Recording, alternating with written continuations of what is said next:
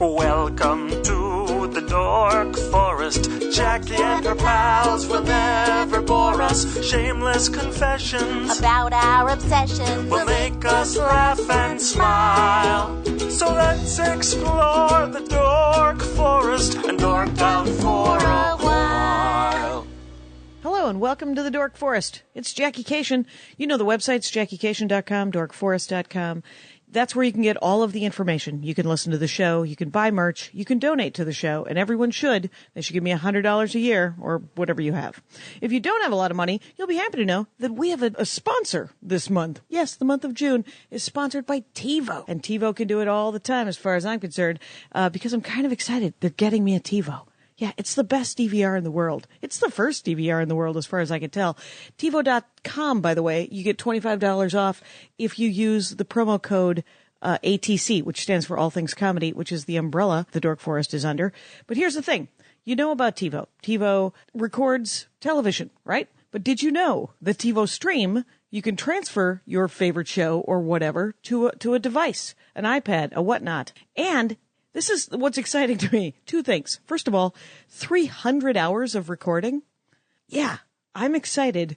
It's not just 60 hours like regular. It's up to 300 hours. And it's not just the channels you get, which is good because I don't have cable. And the TiVo they're sending me goes with my HD antenna. But I can do things, which is also on the web. So I have Netflix, I have Hulu, I have Amazon. But you could also use YouTube, Pandora, Spotify as just channels and record them. And you could record up to 4 shows at once. And, of course, it still does that recommend thing where you like this, you might like this other thing, you know, like Patton's joke, which will still be linked in the notes as long as TiVo has it. I'm going to link Patton Oswalt's joke on Conan. Is it about minute 3? Anyway, so welcome to the Dork Forest. Welcome, TiVo. And anybody else who wants to advertise, that's what an ad sounds like. I'll probably get better at it as we go. Let's get into the show. Success! Ladies and gentlemen, welcome. We have a quorum. I believe we have just enough people to do this vote. We have enough people to put it to the floor. Bill number... No, hi, my name is Jackie Kashian. Welcome to the Dork Forest. It's a podcast. You can come in. You get a free magnet if you sit down. No? You can just... All right. Oh, that's right. You're the door guy. Hi, how the hell are you? It's a beautiful kilt. Don't show me. I don't need to know. It's between you and your God. Anyway, I am excited to be here at A-Kon. This is A-Kon number 2. This is the second podcast at Dork Forest. First year I've ever been to the A-Kon. The first time I've ever been to Dallas, Texas. You guys all from Dallas? No? I hear good choice. Good choice. You? Less so. You're from Dallas? You're from right here in Dallas? Oh, nice work. Nice work. I've been to Austin. I've been to San Antonio. Now Dallas. I've been to your airport at least 17,000 times because it's on the way to everywhere. Okay. So sitting with me is Kyle Hebert. Hebert, hon, hee hee, ha ha. Is it French? It is Louisiana French. Oh, Louisiana French. Oh, yep. Cajun French. Little Cajun. That people. Oh, yeah. Guarantee. I saw The Big Easy once. Yeah. Remember that movie? I Dennis do remember Quaid. that. All right. People, Dragon Ball Z, right? Naruto. Very exciting. Let's have a round of applause. Yeah. Thank you very much. Thank you. Thank you. And now, where do you live? I live in Los Angeles. California. I Los do. Angeles, California. I myself live in Los Angeles. So we had to travel here to Dallas. What's up with that? What is crazy? We could have met in Van Nuys, which is I know. where I live. Hold your applause. Hold your applause. I'm very close to there. I'm in Burbank. Are you in Burbank? Mm-hmm. It's more, Van Nuys is very blue collar. We're just regular folk trying to get through our lives. Van Nuys, California. Burbank, slightly nicer. Yeah. So there you go. But you guys also have air traffic. We do. All right. So, I didn't ask you about what your dorkdom was. Because here's the thing about the Dork Forest. We talk about what you love a lot. Yeah. What do you love a lot, Kyle? This is going to sound so cliche. I dork out over, well, a lot of things. My voice acting in general, not my voice acting. I'm not dorky about that. I'm dorky about voice acting. Okay. The all right. field of voiceover and the whole theater of the mind aspect of it. Because you're not on camera. Yeah, that's the hugest perk ever. I can look like this, and I can voice a buff 20-year-old. I would like another Cheez-It. It'll be fine. That kind of thing? That kind of thing. All and, right. you know, when you meet TV actors who will come and do like a guest spot on a show, I'll talk to them in the lobby, and they'll go, I could get used to this. And I go, what do you mean? It's like, well, you're not sitting on a set all day, 12 hours plus, waiting on makeup and lights and camera rigs to get set up and all that. It's like you go in and you record and then you go and then it's done in a couple hours. That is kind of exciting. It is. I mean, do you have to go anywhere?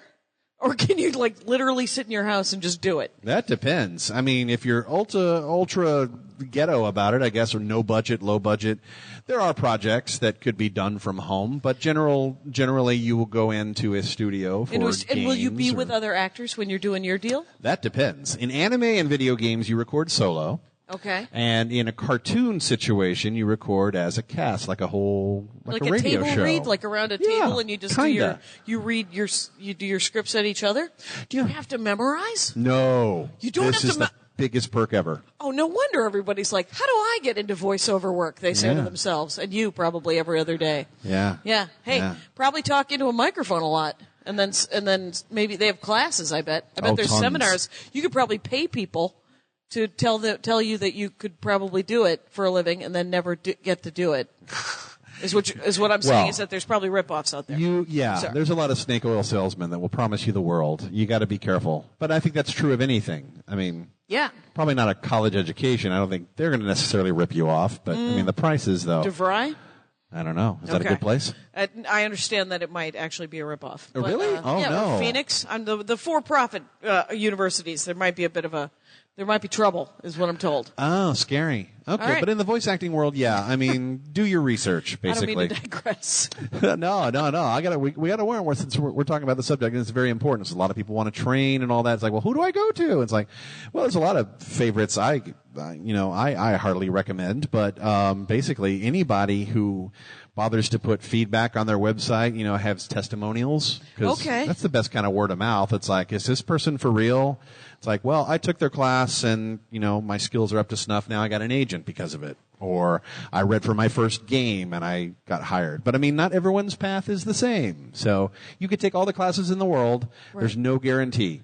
Right. Because you got to be that magical potion ingredient thing of luck versus experience and training, right place, right time, all that. And here's my question about the kind of voiceovers. Like, if you're a voiceover dork, if you do you like watching like a movie or an anime and then going, who did that and how did they do it? Is it the technical aspect? Is it just an appreciation? What do you love? It's appreciation. I like hearing my colleagues and my friends.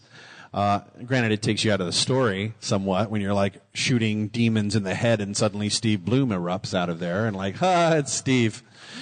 And then, that does have to be slightly, you're like, oh, and I just ate it because of it, right? Yeah. You're distracted, much like in a real war. Yeah. You gotta be focused. But I will sit through the credits of every movie because I think it's respectful, and I also like seeing who did the additional voice work or the background voices, and sometimes I say, oh, I know that person, that person, that person. Is it exciting because you know them, or when you hear something, do you then go, I wonder who did that? Well, and then actually, recognize names. Here's the freaky part. The background voices aren't meant to stand out. So if they're really good at their job, then you're not going to be able to discern who's who. Okay. Although people... Because they've just blended in. So. Yeah, but someone did pick out Rob Paulson in Spaceballs once. The Mel Brooks movie Spaceballs? Yeah. All right. The combing the desert part. Apparently he did a voice.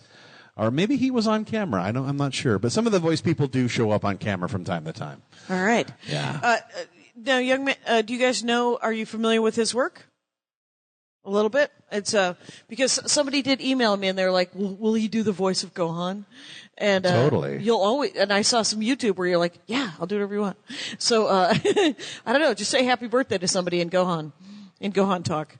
Happy birthday, random person. You're gonna go Super Saiyan. Done. Success.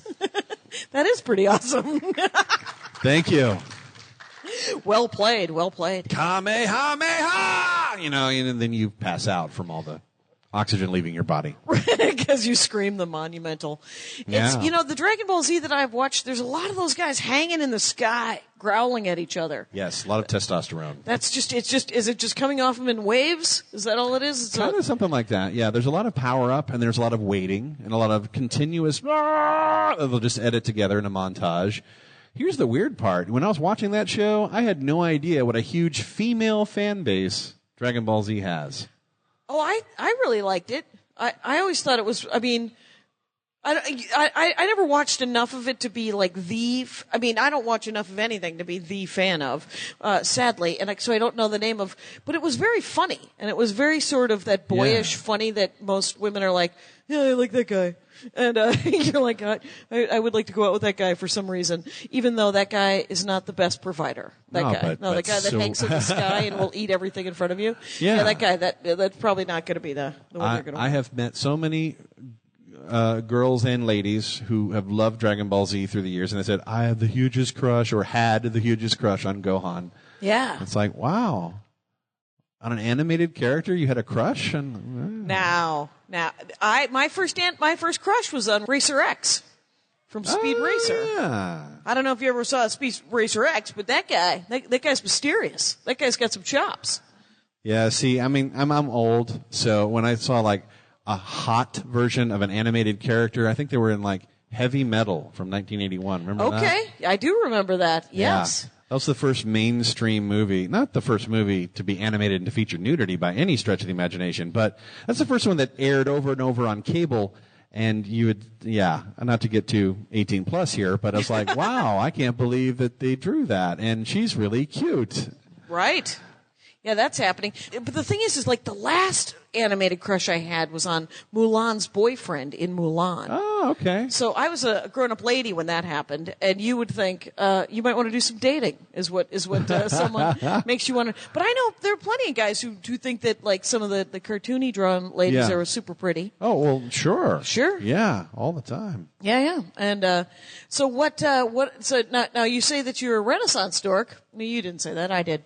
But what other things do you like to dork out about? I dork out about technology. I'm an iPhone nerd. I love my iPhone. It's do you have the iPhone 5? It is a 5, yeah. All I right. get the new one on day one. I'll pre-order it as soon as the pre-orders go live. Whatever it is, I will get it. And then I'll hand off the old version to my daughter, and I'll sell hers. Wow, so there's a parade of, do you wipe it? Are you good at that kind of stuff? Are totally. you IT kind of guy? Not that intense knowledge or anything, but I mean, I do a little research, and it's like, okay, it's easy to set back to factory settings. Do you go Mac on a computer as well? I did. As of last summer, I bought my first Mac. I got an iMac, 27-inch display, and I love it. Absolutely. I don't understand the whole Windows sucks or Mac sucks. I don't get that whole war. I don't really understand it. No. Because a good product is a good product, and I was HP for years. I love Hewlett-Packard. They make a great machine. But I decided because I wanted to know what the fuss is about. Everyone in the entertainment industry, Mac is the standard. Right. You know, for editing, video, audio, Pro Tools, whatnot. And I said, all right, what's the hubbub? I know it's expensive, and people are basically paying for the name because you can get twice the specs at half the price, right? If you go PC, Windows. And I'm like, okay, I could finally afford it. My career was finally doing well enough that I, wouldn't be the fancy homeless. toy. I could finally afford a fancy toy because my only Apple product for the past 5, 6, 7 years has been the iPhone, and I love it. And I wanted to know what it's like. This is an iPod Touch from 1999. I don't know if anybody's familiar with that work. And it still works, huh? Oh, it works like a charm, quite honestly. It just, did you hear the song? Pretty sweet. I did. And then I have an iPad, but I got the first one. Steve Jobs was alive. It's a collector's item now. Yeah, that's true. But I like Apple products, but, I don't know, yeah, I don't know where to go with, I mean, what makes you, is it because are you doing a lot of editing? Do you have all those programs now? I don't have Pro Tools. I use Audacity when I'm recording auditions from home because it's free. It is free. And free's a good price. Sure. And what I did notice is the Mac version doesn't crash as often as my PC version did. Maybe I just had a weird experience with that, but because the Dork Forest uses Audacity, very glamorous. Patrick Brady will fix the audio, probably in a more Pro Tools kind of version. But I do Audacity initially, and then he takes it and does something fancy to it in It levelates it, possibly. Right. Right. Yeah. All sorts of like normalizing and EQ and this, that, and the other. I don't do anything to my auditions when I record. I just record it, and if it's loud enough and there's not babies crying in the background or leaf blowers going off or neighbors having awkward sex or whatever, then I'm good to go. Excellent. Is there anything you're working on that you want to tell the people about? Exciting. Well, there's more Bleach. There's more Naruto. There's more, let's see, Blue Exorcist we wrapped on, Nura, Rise of the Yokai Clan. Actually, the first volumes are out on DVD and Blu-ray, Blue Exorcist and Nura. They're also airing on Neon Alley if you have an Xbox or PS3. What else? More games and stuff that I'm under NDA about. This is another huge franchise that I'm doing 2 roles on coming out soon that I will blast social media as soon as I get the okay. Right, Pac-Man 13. Yeah, sure. Pac-Man 13. Why not? He's going to do all the ghost voices for Pac-Man 13. I would it's gonna love be pretty to. sweet. Are there 13 Pac-Man games? I have no idea. I made that up. I was looking at the T-shirt, and I was like, I saw some Pac-Mans. Anyway, so I went with. Do you play any video games? Oh, sure. I play games. I'm a casual gamer, though. I am not competitive by any means of the. Yeah, I just button mash. Oh, okay. I'll play Call of Duty, but I'll be the first one sniped. If I go online with random strangers, I'm like, hey, what's it? And then I'm gone. Do you have to now? We have a PS3, we have a Wii, and we have some other device. I don't play any of them because productivity down. Right? You guys are in some sort of schooling unit, so you got some downtime in between homework. You can commit several hours a day. I myself willing to commit several hours a day, except for that I have to earn a living. Little things. So what I do, super casual. I'm doing a lot of middle-aged white lady games that I like to call hidden object games, where you go on Facebook and you can find something. They're like, find a snake, and you're like, dude, and then you find a snake. So I'm doing a lot of hidden object. They're Facebooky kind of games. Okay, fair enough. And so, but you do button masher first. For first-person shooters and fighting games? Yeah. I have no strategy whatsoever. There's no skills in this white guy here. None whatsoever. Candy Crush I am enjoying on all the smartphone games. I'm, Angry Birds and all that. Okay. Yeah. The Candy Crush thing is pretty addictive and maddening in a good way. Oh, that's just a bejeweled kind of thing, right? It's a bejeweled spin-off. Sure. I But like it has to find the social 3 things. aspect, yeah. Yeah. Oh, it has a social aspect as well. Yeah, because you only get so many turns before you can play again, and it has a time limit. It's like, well, you can use your Facebook friend list to get an additional turn. And then you start trading. It's like, I'll help you with an extra life if you help me with an extra life. Okay. One of the last episodes of the next episode that come out, The Dork Forest, was a woman who's genuinely into The Sims. Like to the point where she's a comic, so she's a stand-up comic, much like myself, but so she doesn't have to get up until about 3 in the afternoon. But she has to set her alarm clock to get up at 8 because she has to send her people to work. So she has to get herself up because she has to send people to work, and then there's in-game cash. Yeah. Like if she wants to jazz up her house on The Sims, so she had to buy it was only $3.99, so it was $4, but to buy an aquarium for her people, her fake people. And I was like, all right, okay. I mean, I don't, in-game, because is Candy Crush free? I think so. Is there any in-game cash? Could you spend $3 to get more energy God, or yeah. something? I mean, there's the whole freemium model has taken off in mobile games where it's like, yes, the game's free, but if you actually want to make progress, with in a extra timely lives fashion? Okay. And have cool unlockable features, then they're going to kind of force you to spend 99 cents up to $10 or $40, something ludicrous. Yeah, my Hidden Chronicles game wanted $60 from me. I gave it to him once because I figured I'd been playing it for 3 years and they deserve $60. But since then, no more $60. Even though I got to chop through several levels. Yeah. Because of the 795 energy points that I bought for $60. Well, see, then this model works. League of Legends is the most popular game. It outgrew Warcraft, and it has a freemium model. It's absolutely free to play. But if you want the cool characters, you got to buy them and unlock all this, that, and the other. And they're thriving right now. All right. The last game that I played that was a real button masher for me was Mortal Kombat, the DC Universe Mortal Kombat.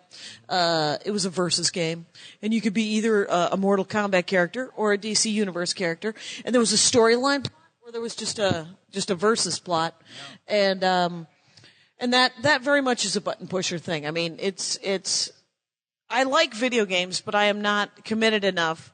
Like, cause if I get online, there will be a 9-year-old who will hand me my hat in about a heartbeat. Sure. And I'll be like, all right, why don't you go to bed? Yeah. You know, my brother plays chess online, and whenever he loses, he always tells them that he's 8. He says, I got to go to bed. Sorry, I lost. Congratulations, you beat an 8-year-old. Because my brother's a bit of a tool. But in other news, I mean, I like him. You don't have to. So what else do you enjoy? Man. Let's see. Comic books. In the land of comics, I am one of those that the local comic book store probably hates because I am now all digital. I don't go into the store anymore. Right. I download them directly to the iPad through the awesome Comixology app. Okay. And they just come right to your iPad? They do. You how's download the layout? it. Can you read them okay? Oh, yeah. It's beautiful. Full screen. You can control the transitions and what are you reading? What do you like? Do you like DC, Marvel, Indie, Image? A little bit of everything. Okay. I read Batman from DC. I just downloaded the new X-Men, which is all ladies, actually. Oh, the right, new Brian right. Wood title. The Star Wars Brian Wood title from Dark Horse. And my favorite current comic book series is called Saga. And that's yes. on Image. That is an Image. That is great. Saga's great. Yeah. It's a Saga. It's a very what would you say it is? Star Wars meets Game of Thrones. Or Game of Thrones. I've tried to read it. I've tried to listen to it on Audible, and I just tried to watch it on television, and I still don't care. I'm so sorry. Just don't care. Fair enough. I haven't either. I can't get into it. The first 100 pages, I read it 3 times, and I was like, first of all of these people are dead by the end of this book, and it's 700 pages, and I don't care anymore. Yeah. And I'll just reread The Lord of the Rings, and it'll be fine. But it's all good. I mean, I'm on board, but I like things like, I don't know, Saga feels more sort of fire. Kind of Romeo and Juliet. Oh, it is. And it's very adult, so if you're not 18, you probably can't read it, but... Yeah, there's some cursing. You wouldn't know about that, because No, you've never heard not at cursing. all. I'm sure of it, but... or graphic things. You don't need it on you don't need it on top of it anyway. But, how about Rachel Rising? Speaking of spooky stuff, Terry Moore. It's a scary one. I don't like scary things either. You guys, I don't know if you're listeners to the Dork Forest, besides Bart. Has anyone ever heard the Dork Forest? Nope. All right. It is a podcast, which is like a radio show on the internet. And and you can pick up a flyer. If you didn't get a magnet, feel free to get a free fridge mag. Those of you 9 people in the back. Anyway, it's I can't do scary usually books because they're scary.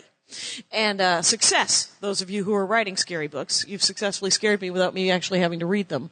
But I do, for some reason, I can read scary comic books. I can read Rachel Rising by Terry Moore. Mm-hmm. And that Joe Hill, are you reading Lock and Key? No. Read Walking Dead, though. Walking Dead, that was great, right? And ongoing, I had to stop eventually because I was like, okay, they're still coming, the zombies, right? Well, yeah, that's the point of a zombie apocalypse. Right, that is the point of the... It just never ends. Excellent. And so what Batmans are the last Batman I tried to read was Batman Incorporated. Okay. And I read just months ago. plain old Batman of the New 52. I think it's excellent. Excellent. Who writes that? Who does write that? I want to say Jeff Johns. I could be wrong, though. Okay. I don't know who that guy is. Jeff Johns wrote the Green Lantern ones, right? And he writes Justice League, which I was on board for a while, and then I kind of weeded off. Yeah. That'll happen. I like Deadpool in the Marvelverse. The new I've seen several Deadpools. I saw a sexy Deadpool couple. Did you see the couple? The Deadpools in love? It was a man and woman, both dressed as Deadpool, and they walked by as I was having lunch with the media.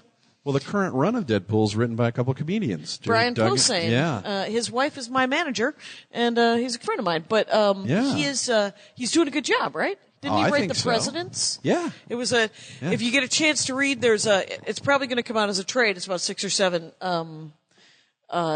episodes, right? It was 6 or 7 issues, and it was the ghosts of all the presidents come back, and they get very angry, and so they have to be fought. So they hire Deadpool to take care of it, and it's pretty funny. Again, adult and a little dark. Yeah. But Deadpool's awesome. He is. And there's a Nick Fury Max, the adult, the history of Nick Fury, essentially. Oh, okay. Yeah, that one's pretty. Nice. Yeah. I dabble in the X-Men stuff. I really love X-Men, but I haven't really committed to any series for the long haul. I did enjoy that Avengers versus X-Men big event from last year. Yeah, I like that. And then I'm anxious to see what they do with this all-new X-Men title with nothing but the ladies. Is it like Kitty Pryde and stuff? Is it so. Mutants who happen to be ladies? Banshee and Storm and, it's all ladies. All right. I'm anxious to see where they go with that. I wonder why. And it's not going to be exploitative either. Because Brian Wood is a very...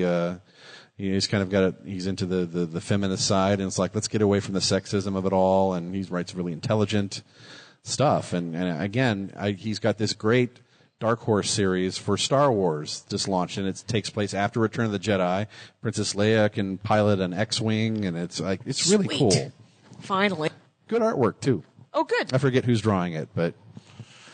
And that was my all-time favorite comic series was Sandman, Neil Gaiman. Okay.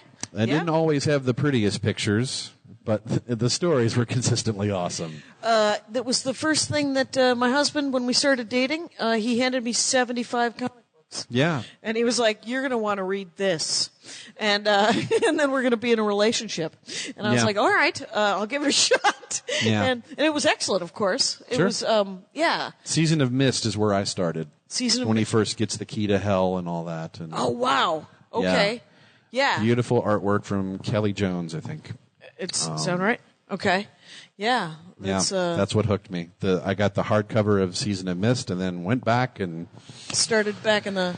Have you ever tried Fables by Bill Willingham? Thought about it long and hard, and I know I should give it a chance, but my interest is somewhat dwindled because now network TV seems to have taken that concept and made 2 series, Grimm and Once Upon a Time. Right, but they are different. And I had Bill Willingham on the Dork Forest, and he writes...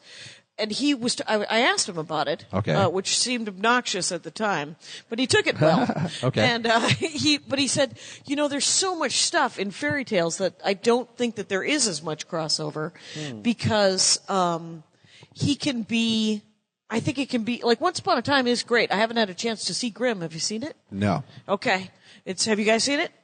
No. Anybody watching? What are you guys watching? You're watching a lot of anime. It turns out.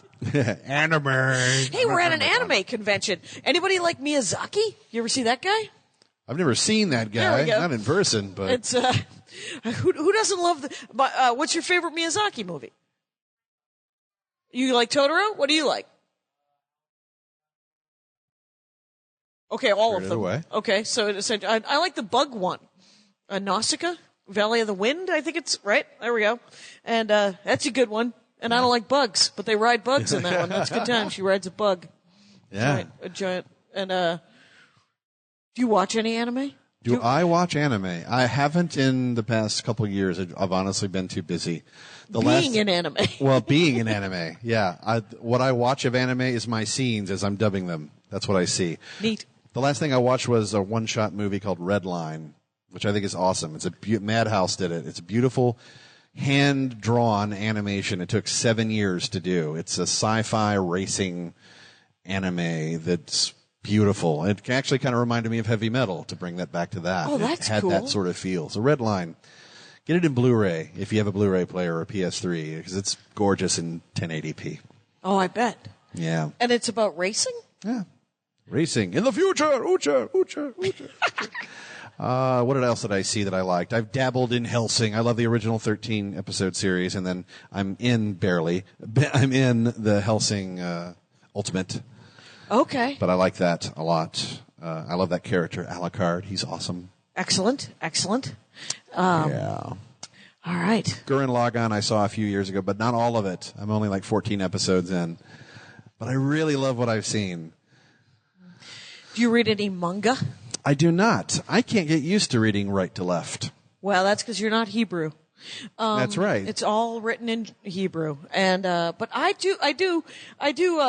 like some manga. I talked to the ElfQuest lady, Wendy Peeney. Yeah. And she was lovely, and so I read all that stuff, and that was, I mean, it seems all, I mean, a lot of anime for me is fairy tales and fables, and I think it can be.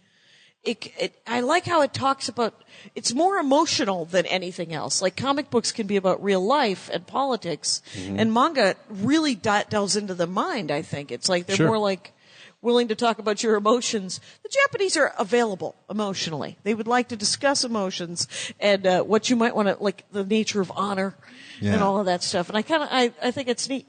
Well, I mean, the animation style, even as a kid, the word anime didn't exist in the 70s. So I was watching Battle of the Planets, Star Blazers, Robotech.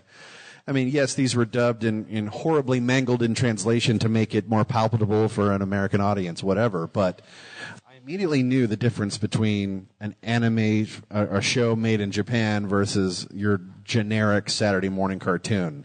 It just seemed like the stories were richer, the characters more complex, and the animation 1,000% better.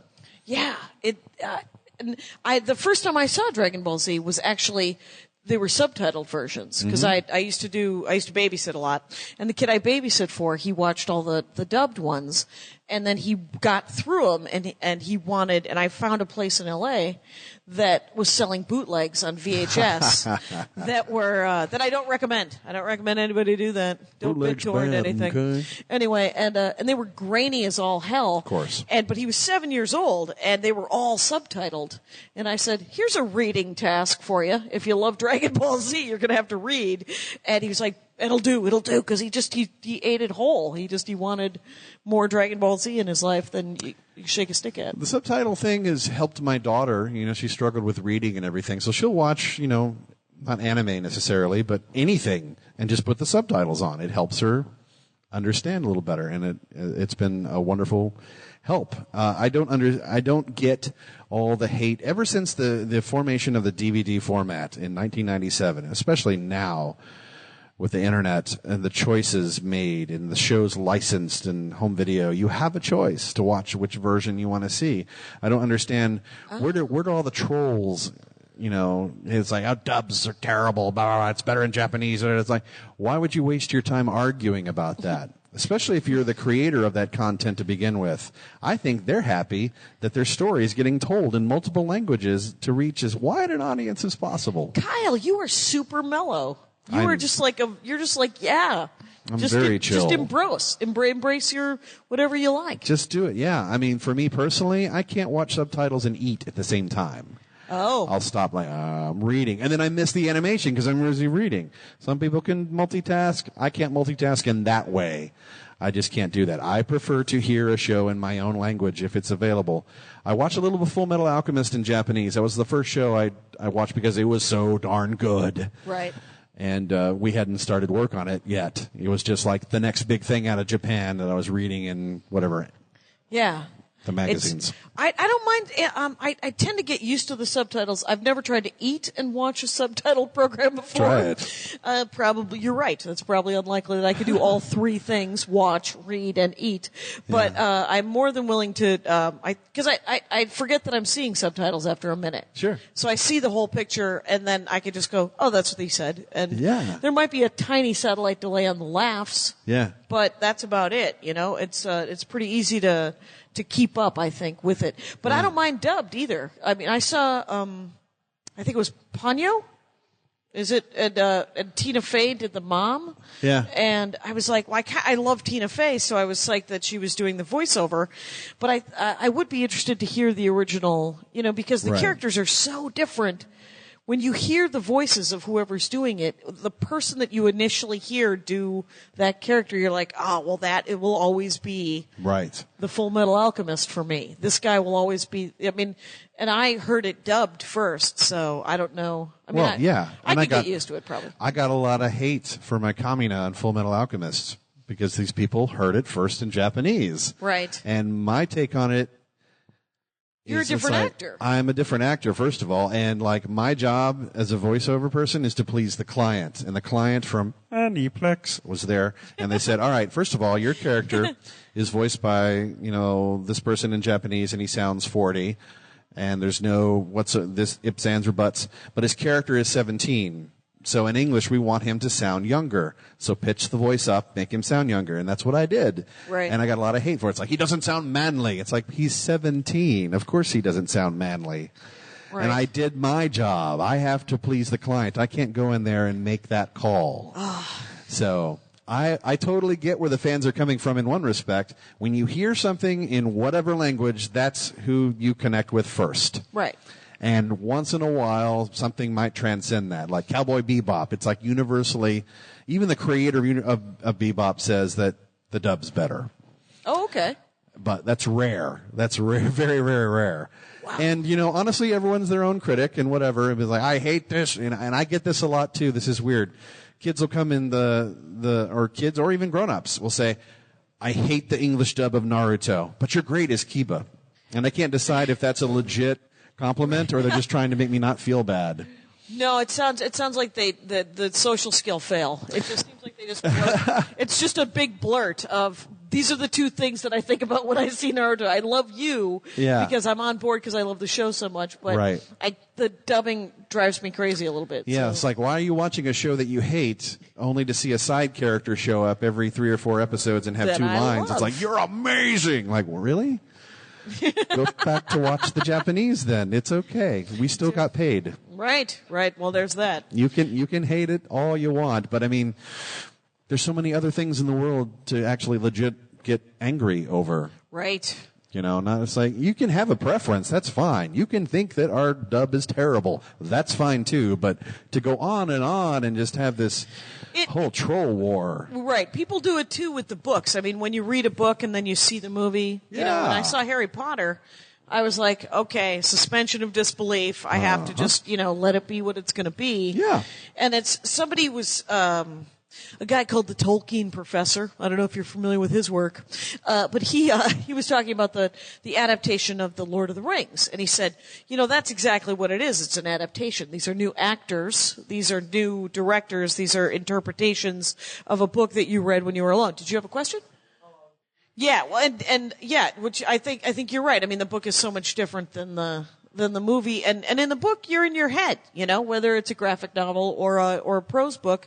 You've created the world in your head, and I think Peter Jackson did a beautiful job creating the world, but I wasn't, on board with all of the characters just because, Lord of the Rings is my dorkdom. Yeah. And anyway. I don't read books. I never read Tolkien or, Harry Potter or any of that. I'm a movie fanatic. I love cinema. So as film, I love Lord of the Rings. As Harry Potter, I'm like, they all kind of blended together. It did personally work for me. Yeah. But, that's just an uphill battle when people are always going to constantly compare the books to the movie, and some adaptations are this, that, and the other. I didn't read The Hunger Games, but I was kind of impressed. I liked the cinematic version of it. But you read graphic novels. Did you I read do. Sin City? And then see that actually, movie? no. Okay. I love Sin City as a movie, and I'm actually kind of intrigued. I haven't read any Frank Miller except Dark Knight Returns. Okay. Because there's a bunch of graphic novels that, of course. Yeah, Sin City's a whole series. They're making a sequel right now, actually. Robert Rodriguez. Oh, yeah? Finally. Did you read Scott Pilgrim, or? No. Okay. Didn't read Scott Pilgrim either. Right. I love the movie. Right. I mean, there's amazing... what kind of movies do you watch? I usually ask people what they're reading, but I think we've covered what you're reading, which is graphic novels. The Holy Trilogy is the old school Star Wars, not the prequels. We're talking episode 4 through 6, back when they weren't called 4 through 6. Right. Back when Star Wars was just Star Wars and not A New Hope. Right. It's a 4-sentence explanation, but everybody, is on board. And I personally am really excited at Disney doing episode and J.J. Abrams doing that, because I love J.J. Abrams' Star Trek. And Star Trek 2. I saw it twice, and there's some plot holes, blah, blah, blah. It's a movie. Sit back and have fun. Have you seen the TV show? There's some plot holes. There's some plot holes. It's fine. I'm on board. Yeah. But I like the second Star Trek movie better than the first. Really? I thought it was Yeah. more Star Trek-y. I thought it had more of a sort of a moral center. Okay. And I loved Iron Man 3. I enjoyed Iron Yeah, Man 3 3 a was great good. deal. 3 Yeah. was solid. And I liked 2. I'm one of the I didn't few mind that 2. But that's most 'cause people didn't. I like it when the pictures move and everyone looks alive. Yeah. I'm pretty easy to entertain, is what I'm saying. That's fair enough. When the television comes on and I'm like, oh, it's magic. Yeah. I'm kind of on board. But yeah, you know Yeah. what? I'm really excited about Pacific Rim. Oh. People go, Evangelion ripoff, or it's not. It's like, guys, this is the closest we're ever going to get to a live action version of Evangelion or whatever. Yeah? I think it looks amazing. Is it giant robots? Yeah, What is it? versus giant monsters. Yeah, it's Guillermo del Toro. Oh, Jesus God. You need Yes. to watch this trailer. Yes, I do need to watch this trailer. Giant amazing. robots versus giant monsters. Yeah. I think you had me Yeah. at giant. That giant, yeah. That sounds great. Did you have you all heard of it? All right. Pacific Rim. Somewhat. Yeah. Okay, there we go. Looks yes. pretty amazing. Yeah. They got Gladys' voice in the trailer. I don't know if they have her in the movie or not, but stunt casting, it works. Ender's Game is coming too, but I don't know about that one. I haven't read the book, but No, I think that's been established. You have not read the book, but let me tell you something. read the book. It looks. I think you'll love it because it is. Great. I thought the casting because the kid in the book is 6, and the kid in the movie is 12, 13. But Okay. But I think they had to do it for it. But whenever I try to sell the book, Ender's Game, I always say, well, it's about a 6-year-old who's forced to play video games and laser tag, and then saves the world. And it's more than that. But I wish to be kidnapped by the government and forced to become La Femme Nikita. That is my dream sequence. That somehow I will somehow be made fit.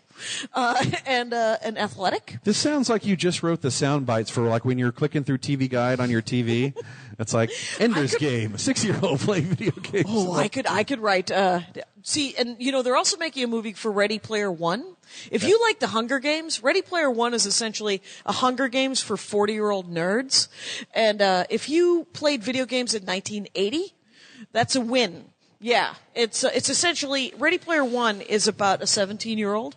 It's as if I don't even know. This one's complicated. If Steve Jobs were never married and passed away and and invented the internet and left an Easter egg in the internet, and the entire world, whoever finds that Easter egg in the internet, inherits half of his company, the entire world would be very focused on the life of Steve Jobs. Yes. So the character is that guy dies. Okay. And the entire world has to find that Easter egg. That's the game. That's the only game in town. Okay. And it's about a young man, 17, who he's a maverick, man.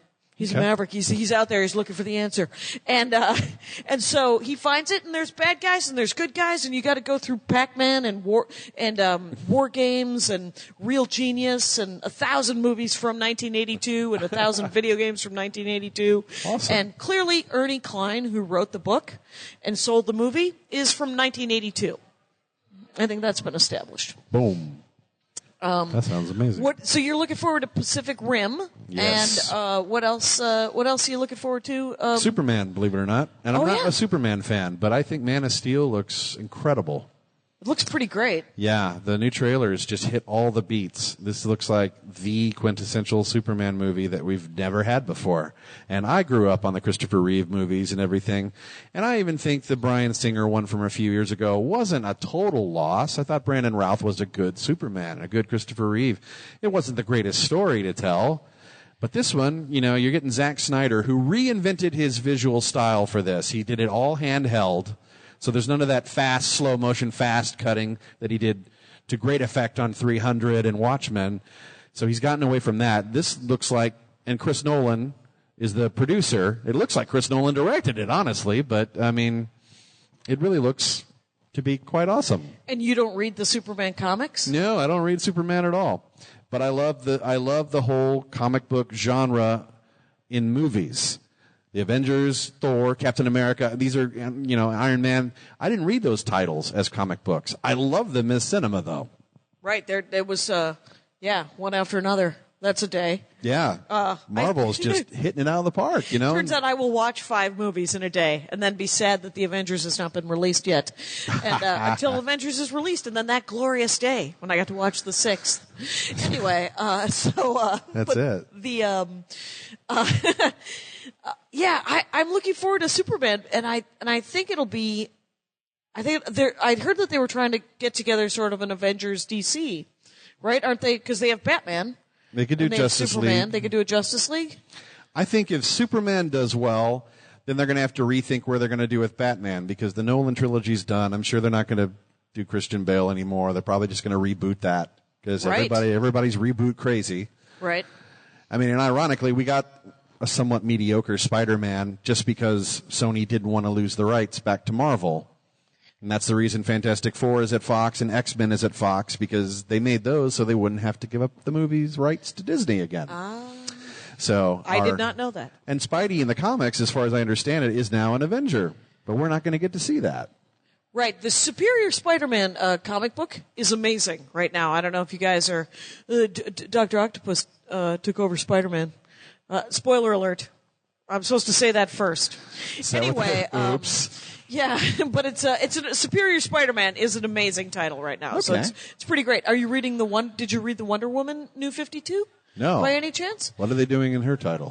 Well, that was a reboot as well with a different origin story. I never read any Wonder Woman, and it's the first. I watched the show as a kid. Yeah, I watched the show as a kid, but the first compilation is in paperback, and it's called Wonder Woman Blood. I think it's Blood, Guts, and Glory are the 3 titles. Okay. And 1 is out, and then 2 is into hardback, so too expensive. Go to the library. And because there's graphic novels in the library now. Very exciting. That is cool. I never even think about that. Libraries still exist? Libraries are still out there. The Dewey Decimal System? Matter of fact, you can log into the library and borrow books on your Kindle. You can actually do that through the library system. You can just get and then they take it, then you put it back. You put it back. What, do you delete it when you're done reading? I think that or does it just auto-destruct in a sort of digital way? It'd be awesome if there was some sort of victory screen where that would just sort of just go, your 2 weeks are up. Like, yeah, you should have finished this book. Doing a digital book rental, and you have you see a little clock counting down. Like, it would be amazing. Done. Oh, World War Z. While we're on the subject of books. Yeah. Okay, I do want to read World War Z. I've read a few chapters of that, and I think it's really cool. I can't believe that Max Brooks is the son of Mel Brooks, who created some of the greatest comedies of all time. Young Frankenstein, Blazing Saddles. Yep. And a lot of today's generation likes Spaceballs and Robin Hood Men in Tights, but I say go back to the 70s. But anyway, the producers even. The producers, sure.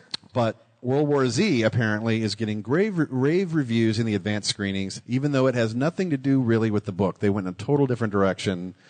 Really? And the writer even admits it's like this. The only similarity is that it's called World War Z.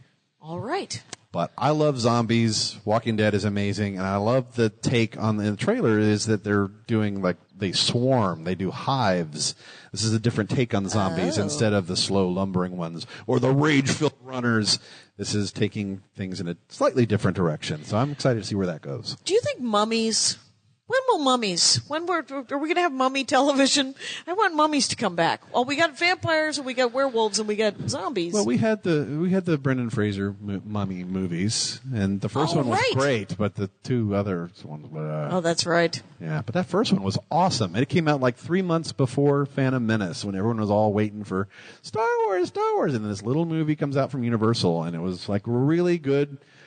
Indiana Jones feeling, and then it hit all the right beats. Okay, cool. Yeah.